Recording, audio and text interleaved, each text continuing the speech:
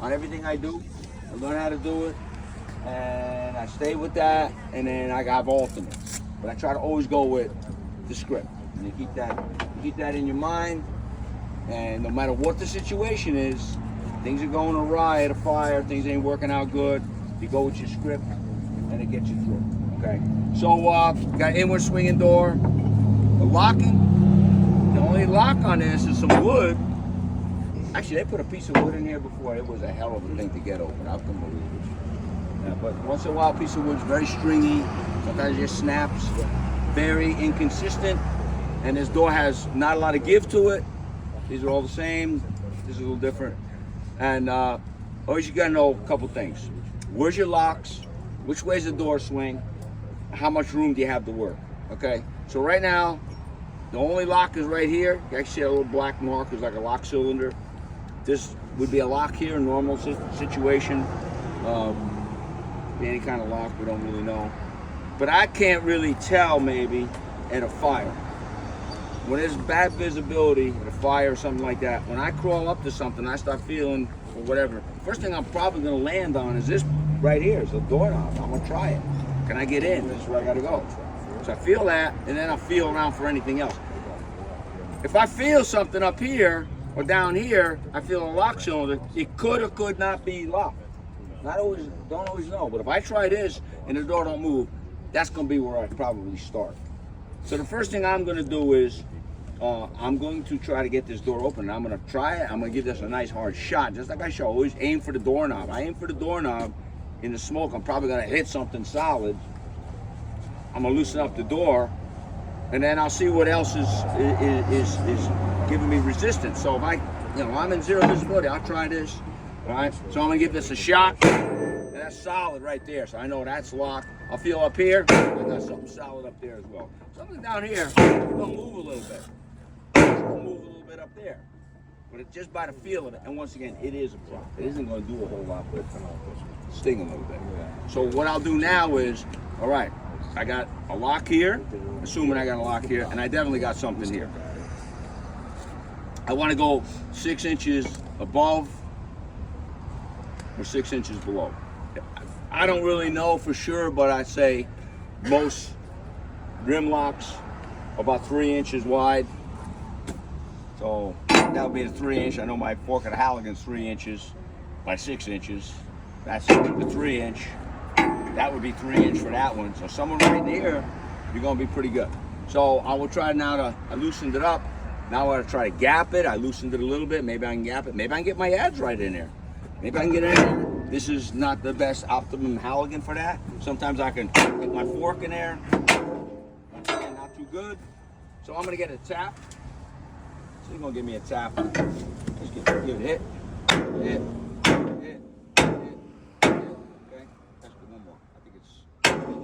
So now if I crush this a little bit, I'll get this thing to start to gap a little bit. And I will go all the way with it. I don't want to totally pop it that way because that's all other guys know. All they know is this maneuver. And that won't work on a steel door that much because it's going to crush the door. This prop is rigid. So now I'm going to set the tool. That's where I drive my fork in. This is the bevel side. I'm going to put that up against the door. Now I'm okay, you push this tool away as he hits it. That's just the way I do it. There's going to be a variation to that. We're going to do some variations to that as you get into your groups. I'm also going to stand directly in front of the door. You're going to see why. Not so much on this prop. We're out in the parking lot. But if this was a hallway, like we have on one of them props here, end of the hallway's here,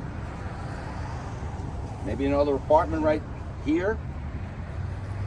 That's pretty common in urban environment.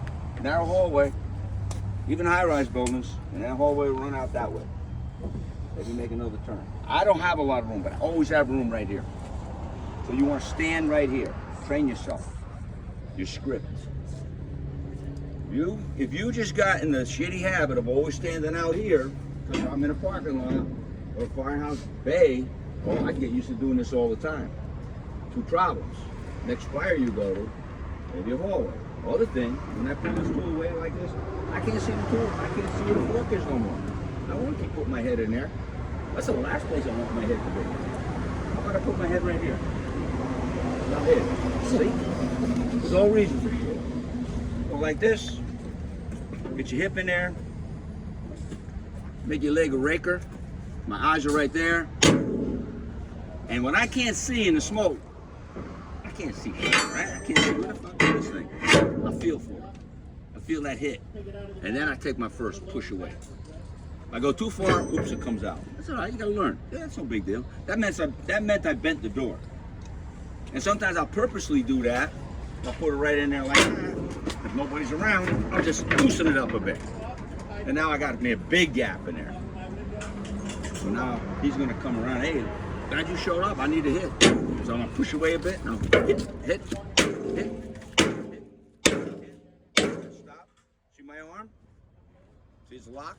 I just lean into it. I push it away a bit. I hit. So